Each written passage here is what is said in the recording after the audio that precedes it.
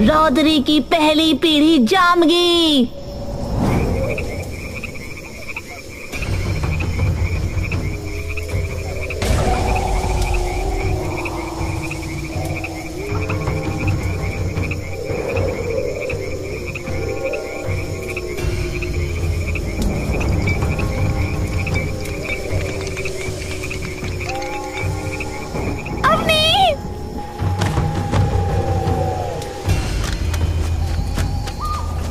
तुझे कहीं लगा तो नहीं?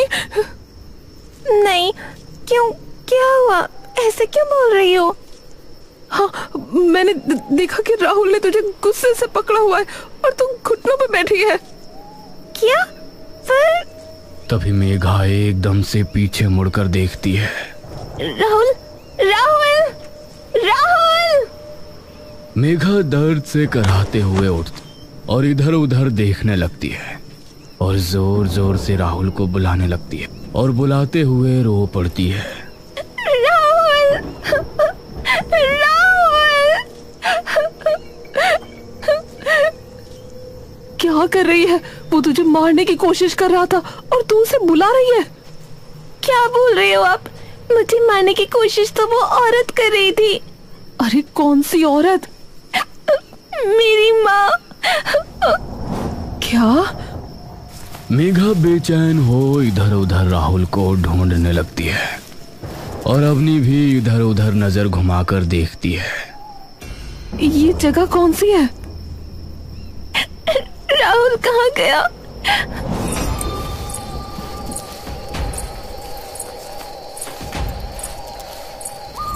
क्या हुआ भाण? ऐसे काहे बैठी तू धरा पे? अवनी एकदम से मुड़कर उसे देखती है। आप कौन? मैं तो झुमली हूँ, पर भाण आप कौन? तभी मेघा झुमली के पास दौड़ी आती है। सुनो, क्या तुमने एक लड़के को देखा यहाँ? उसने काले रंग की टी शर्ट पहनी है। अरे अरे भाण, रो कायरी, रो ना। तभी मेघा झुमली के पास आती है। मेघा संभाल। बताओ ना, आपने देखा क्या कोई लड़का यहाँ? लड़का? कोई आपका पालतू जानवर था के? पालतू? क्या कह रही हो आप? लड़का, लड़का? शायद इनकी भाषा में कुछ और कहते होंगे। पुरुष? पुरुष? यो क्या होया भला? अरे एक लड़का जिसके बाल छोटे छोटे थे, जिसकी दाढ़ी थी। दाढ़ी? भाण मेरे कुछ पल्ले ना पड़ रहा। मारे घर चलो तुम दोनों। मारी माई को बताना, शायद वो सहायता कर दे थारी। अवनी और मेघा एक दूसरे की ओर देखते हैं। ठीक है, चलो मेरी गल।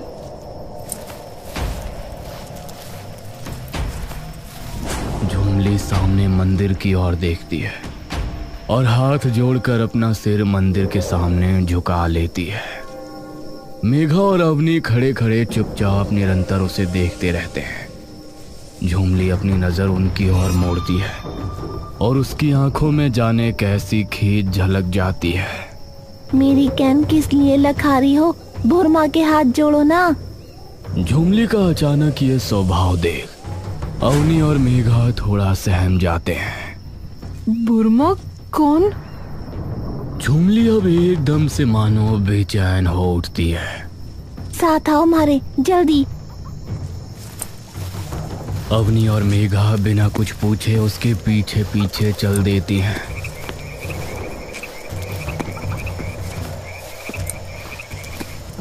रास्ते में मेघा और अवनी सभी के घरों को देखने लगती हैं।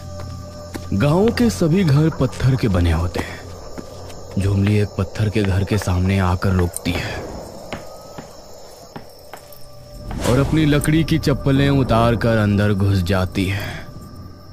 आओ। मेघा और अवनी अपने जूते और जूतियां बाहर रेशम के पायदान में उतार देती हैं और अंदर जाती हैं। माई, ओ माई! अरे क्या होया? इतना? झुमली की माँ की नजर बाहर आते ही सबसे पहले मेघा और अवनी पर पड़ती है। वो उन्हें सर से पांव तक कुछ अजीब निगाहों से देखती है और फिर झुमली को देखती है। ये दोनों भाण? झुमली अपनी माँ की तरफ तेजी से जाती है और उनके कान को अपने हाथों से ढककर कुछ फुसफुसाने लगती है। झुमली की बात सुनते ही मानो माँ काली का क्रोध उसकी आंखों में एकदम से उतर आता है। भुरमा ना पता तुम्हें कौन है? मेघा और अवनी चमेली का ये रूप देख डर जाती हैं। देखिए, हम यहाँ से नहीं हैं, हम कहीं और से हैं, तो हमें यहाँ की चीजें नहीं पता। चमेली एकदम से उन पर मानो बिजली बनकर गरज पड़ती है। चीज लगे तुझे भुरमा? माई है हमारी, माई है हम रौंदरियों की, माई है पूरे गर्भांधर की। अवनी और मेघा की सांसें मानो उनके हलक में जा अटकती हैं और वो एकदम से पीछे हटकर दीवार से टकरा जाती हैं। देखिए, हम यहाँ कभी कदम भी नहीं रखेंगे। बस हमें ये बता दो कि आपने किसी लड़के को यहाँ देखा है क्या? किसे? एक लड़के को, काले कपड़े पहने हैं, छोटे बाल हैं उसके और दाढ़ी है। छोटे बाल? छोटे बाल तो पूरे गांव में किसी लुगाई के ना है, और ये दाढ़ी क्या हुए? अरे अजी, मतलब चेहरे पे जो बाल होते हैं। चेहरे पे बाल? अरे कैसे भांग खा रखी है के? चेहरे पे बाल किसके होंगे? मेघा तब बिलख कर जमीन पर गिर जाती है और जोर जोर से रोने लगती है। अवनी उसे पकड़कर उसकी पीठ सहलाने लगती है। बस मेघा, कोई नहीं, ढूंढ लेंगे हम, आई प्रॉमिस यू। चमेली डरते हुए आती है और मेघा के सामने बैठ जाती है। अरे भाण, रो कायरी, रोना, वो तो मुझे गुस्सा यूं ही आता रहे। ये गांव कौन सा है? अरे तू इस गांव में आई, तुझे नाम भी ना पता हमारी भुरमा के गांव का? देखिए, मैं आपसे हाथ जोड़ के माफी मांगती हूँ, पर हमें नहीं पता भुरमा कौन है। अरे पर ऐसा कैसे हो सके कि भुरमा को कोई ना जानत, जिसने यो सब बनाया? क्या बनवाया? यो पूरा गांव। अरे पर वही तो मैं कह रही हूँ कि हम यहाँ से नहीं हैं। चमेली और झुमली की आंखों में तभी ना जाने कैसा डर कौंध जाता है। चमेली डर के मारे एकदम से पीछे खिसक जाती है और झुमली भी भागकर अपनी माँ से चिपक जाती है। अवनी और मेघा उनकी खौफ से कांपती हुई सूरत देखकर अचंभे में पड़ जाते हैं। क्या हुआ? चमेली झुमली का मुंह अपनी छाती से एकदम जोर से चिपका लेती है। हम लोग जंगल पार से आए हो के? अवनी और मेघा एक दूसरे को बड़ी विचलित मना स्थिति से देखते हैं। हम अलवर से हैं माँ जी, और हमसे डरिए मत, हम कुछ नहीं कहेंगे। हम बस हमारे दोस्त को ढूंढना चाहते हैं, वो कहीं गुम हो गया है। तो हम जंगल पार से ना आए? देखिए, हमें नहीं पता आप कौन से जंगल पार की बात कर रही हैं। चमेली तभी फटाफट से मेघा और अवनी के एकदम करीब आ जाती है। मेघा और अवनी डर के मारे एकदम से पीछे हो जाते हैं। अरे जंगल पार, जहाँ दानव और राक्षस रहवे। क्या? हाँ भाण, मारी बुरमा के गर्भ ग्रंथ में लिखा है कि गर्भांधर की कोई भी लुगाई जो गांव से बाहर जावेगी, उसे वो राक्षस जिंदा निगल जावेगा। तो इसीलिए पूछ रही थी। अवनी और मेघा एक दूसरे की ओर देखने लगते हैं। अवनी एकदम से चमेली की ओर देखती है। नहीं, आप गलत समझ रही हैं। हम जंगल के बाहर से नहीं हैं, हम असल में जंगल में ही रहते थे। तो हमारे कबीले का एक इंसान गायब हो गया है, बस उसी को ढूंढ रहे हैं। अच्छा, अरे झुमली, डर है ना, आजा। झुमली आकर उन दोनों के पास बैठ जाती है। माफ कीजिएगा, आपके घर पर कुछ खाने को है क्या? हमें बहुत भूख लगी है। अरे माफ करना भाण, डर के चक्कर में सब भूल गए। झुमली, गेला भारे भाणा खातिर कुछ खाए का इंतजाम कर ले। भाण, जो खाना है झुमली को बता दो, वो ले आएगी जंगल से पकड़ के। तुम लाओगी जंगल से पकड़ के? लो, ये तो आम बात है, भारी माई ने तो अकेले शेर तक से टक्कर ली है। अवनी और मेघा भौचक्के होकर झुमली की ओर देखने लगते हैं। चलो मैं थारे लिए रोटी ले आऊं। ठीक है, आप लोग इतने बनाओ, हम थोड़ा बाहर घूम लेते हैं। हमने गांव में नहीं देखा ये कभी। चखो चखो, घूम ले आओ। अवनी मेघा का हाथ पकड़कर तभी बाहर निकल जाती है और उनके घर से कुछ दूर जाकर बाहर एक कोने में खड़ी हो जाती है। अवनी, ये क्या है? ये कौन सी जगह है? इसका कभी नाम तक नहीं सुना हमने। और आपने झूठ क्यों बोला उनसे कि हम जंगल से हैं? अगर मैं ये बता देती कि हम जंगल के बाहर से आए हैं तो वो पता नहीं क्या करते। देखा नहीं तुमने, डर के एकदम से कैसे हम दोनों से दूर भाग गए थे वो दोनों। पर अब राहुल को कैसे ढूंढे? अवनी मेघा के कंधे थामती है। मैं लेके आई थी यहाँ और मैं ही लेकर जाऊंगी, चिंता मत कर। अभी हमें हिम्मत और दिमाग से काम लेना पड़ेगा। पर हमें तो ये भी नहीं पता कि हम हैं कहाँ। तेरे पास तेरा वॉकी है अभी? नहीं, वो तो जब मैं भागी तभी मेरे हाथ से गिर गया। मेरा भी। अरे यार। पर आप ये क्यों कह रही थी कि राहुल ने मुझे पकड़ा हुआ था? मैंने सच में देखा था कि तू घुटनों पर बैठी है और उसने तुझे गुस्से में पकड़ा है। उसने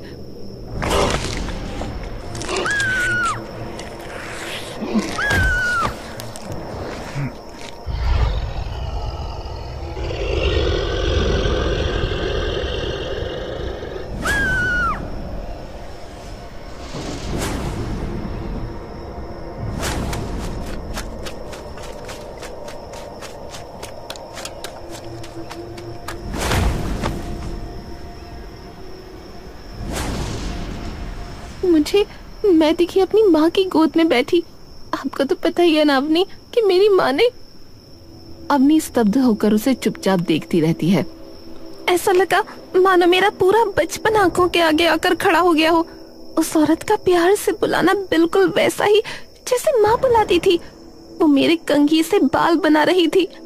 पता नहीं फिर से किस बात पर गुस्सा आ गया और वो एकदम से मेरे पीछे भाग ली कंघा लेके। और मुझे बिल्कुल वही दिखा जो मेरा सबसे बड़ा डर है। ऐसा लगा कि तू और राहुल नहीं बल्कि मेरे माँ बाप खड़े हो।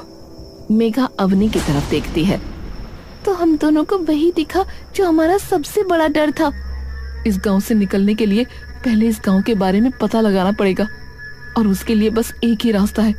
तभी अचानक उन दोनों को राहुल की आवाज सुनाई देती है। मेघा, मेघा बचाओ। मेघा अचानक पागलों की तरह इधर उधर देखने लगती है। राहुल, राहुल, राहुल, कहाँ हो तुम? राहुल, राहुल। मेघा जान। मेघा राहुल की आवाज सुनकर मानो अपनी सारी चेतना भूल उसकी आवाज के पीछे एक बेसमझ बच्चे की तरह दौड़ने लगती है। मेघा, मेघा, मेघा रुकना, मेघा। अवनी भी मेघा के दुलार में अपना हर तर्क भूल उसके पीछे पीछे दौड़ने लगती है। मेघा हाँफती हाँफती गर्भाधर के मंदिर पर एक बार फिर से पहुंच जाती है। दोनों वो मंदिर देखते ही एकदम स्तब्ध पड़ जाती है। अब वहां सिर्फ सन्नाटा छाया होता है। दोनों चुपचाप खड़ी उस मंदिर की ओर एक टक देखती रहती हैं। ये तो वही मंदिर फिर से। आओ, करीब आओ।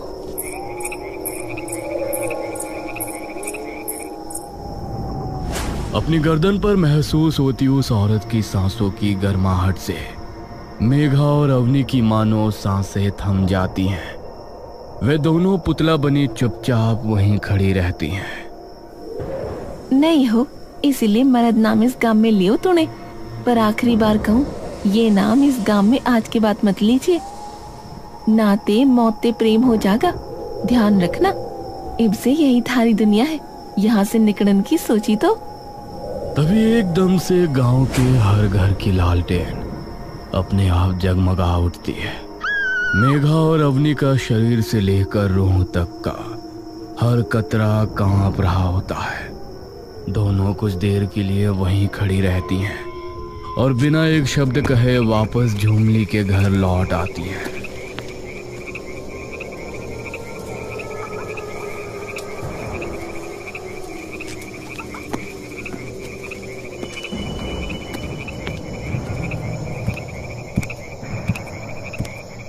अरे आगी, चलो बैठ के रोटी खा लो अब।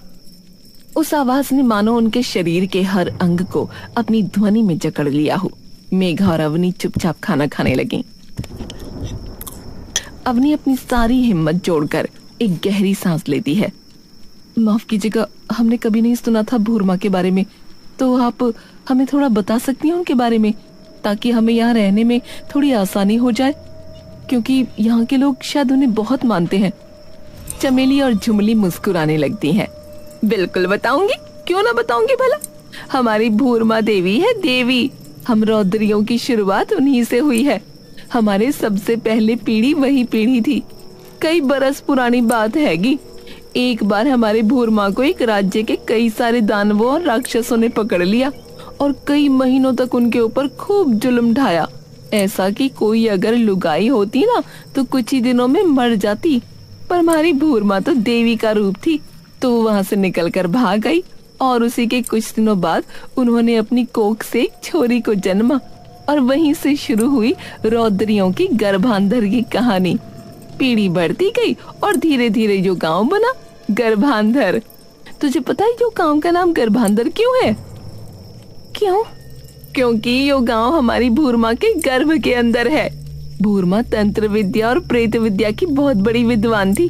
जब वो उन राक्षसों के चंगुल से निकलकर भागी तो जितने भी लोगों ने उन पर जुल्म किए थे, भूरमा ने उन सबको शापित कर दिया। जब भी किसी राक्षस ने उन्हें हाथ भी लगाया, उन्होंने उसे तभी अपने गर्भ शाप से शापित कर दिया और जब वो बाहर निकली तो उन्होंने श्राप के अनुष्ठान को पूरा कर दिया। तो उस श्राप से हुआ क्या? चमेली नीचे देखती है और एक अंधकार भरी हंसी हंसती है। राज्य के हर राक्षस ने उन पर जुल्म ढाए, तो जब भूरमा ने अपना गर्भ शाप का अनुष्ठान पूरा किया, उन सबके जीवित शरीर वहीं भस्म हो गए और उनकी आत्मा को भूरमा ने अपने अनंत काल चक्र में कैद कर लिया और उनका पूरा साम्राज्य एक अकेली हमारी भूरमा ने माटी में मिला दिया। उन्होंने वरदान दिया कि अगर कोई भी राक्षस किसी भी रौद्री के पास आने की कोशिश करेगा तो भूरमा उसकी आत्मा को भी अपने चक्रव्यूह में कैद कर लेगी। अवनी और मेघा ये सुनकर निशब्द रह जाती हैं। आपकी भूरमा का नाम क्या था? कालभक्षिणी।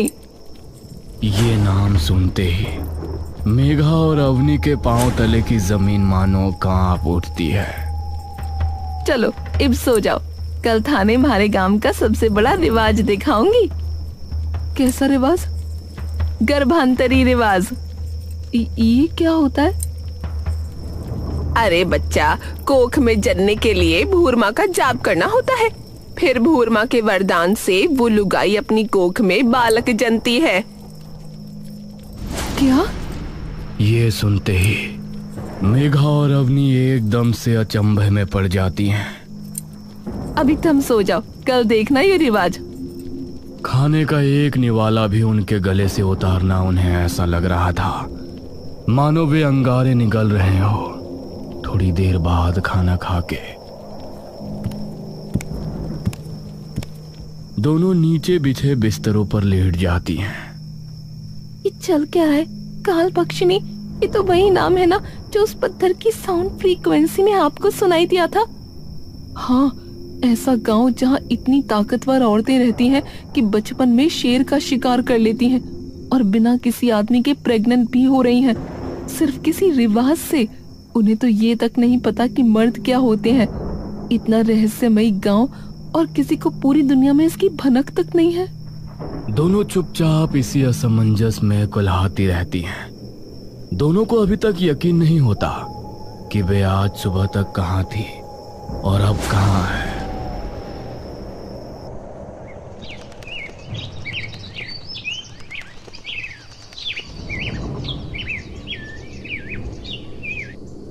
छोरी उठो, चलो तुमने दिखा के लाऊं।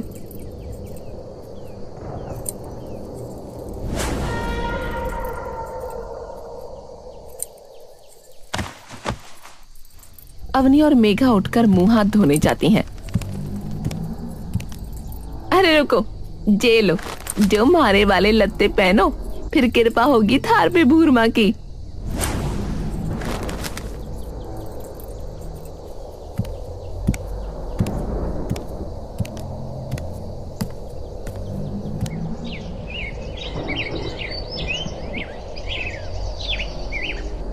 दोनों बिना कोई सवाल किए वो कपड़े पहनकर आ जाती हैं और उसके साथ मंदिर चली जाती हैं।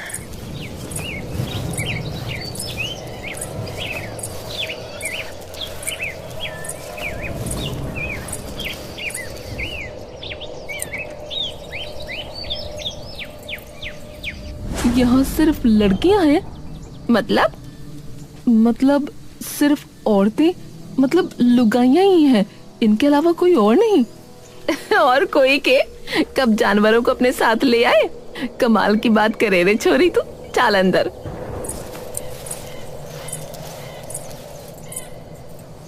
इस गांव में सिर्फ औरतें ही रहती हैं, कोई मर्द नहीं। क्या?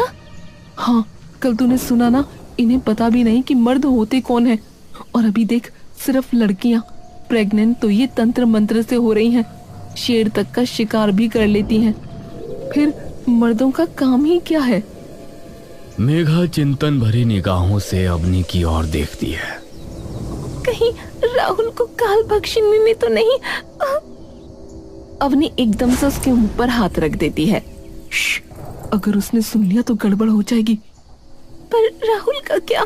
ढूंढ लेंगे, पर अभी शांति से काम लेना होगा। मेघा और अवनी अंदर चली जाती हैं।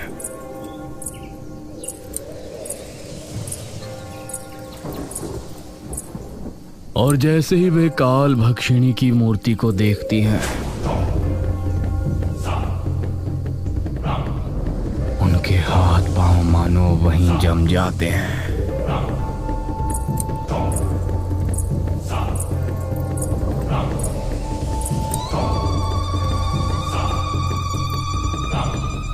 भाड़ो, आज हमारी भाण पारो पेट से होने जा रही है, तो अपने अपने कड़े खड़खड़ाओ और स्वागत करो भाण पारो का गर्भांतरी रिवाज ताई।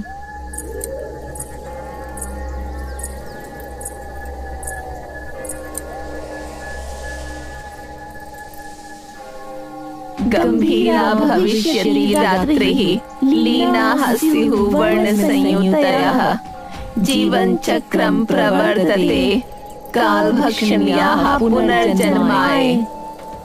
अवनी उस गीत के बोल सुनते ही चौंक कर मेघा की ओर देखती है। ये तो वही श्लोक है जो... हाँ, पर ये पूरा है। अवनी चमेली के कान के पास जाकर उससे इसके बारे में पूछने लगती है। इसने ऐसे मुंह क्यों खोला है? अभी पता लग जाएगा। तभी उन्हें दिखता है कि काल भक्षिणी के हाथ से रिसकर पानी बाहर आ रहा है और वो औरत उस पानी को धीरे धीरे पीते जा रही है।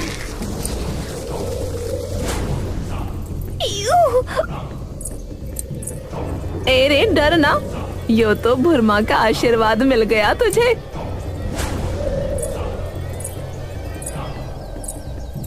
माँ जी, क्या मैं वो गर्भ पुराण पढ़ सकती हूँ? अरे बिल्कुल मेरी लाडली, क्यों ना पढ़ सकती। इस गांव की तो हर लुगाई ने पढ़ राखी, तो तू भी पढ़। अवनी चुपचाप जाकर वो पुराण पढ़ने लगती है। वहीं दूसरी ओर मेघा अपने पांव पोंछकर अवनी का इंतजार बाहर करने लगती है। अवनी थोड़ी देर में बाहर आती है और चुपचाप बिना कुछ कहे घर चली जाती है। मेघा पूरे रास्ते उसे बस देखती जाती है। मेघा समझ जाती है कि जरूर अवनी ने उस पुराण में कुछ ऐसा पढ़ा है जिसकी वजह से वो गहरे सोच में चली गई है। थोड़ी देर में दोनों घर पहुंचते हैं।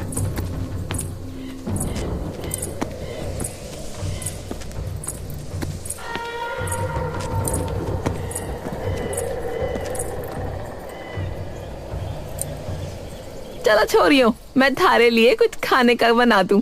थम बैठ के बतला लो इतने। चमेली और झुमली अंदर चले जाते हैं। क्या हुआ? अवनी मेघा की ओर त्रास भरी आंखों से देखती है। मुझे ये पता लग गया कि राहुल कहाँ हो सकता है और हम यहाँ से कैसे बाहर निकलेंगे।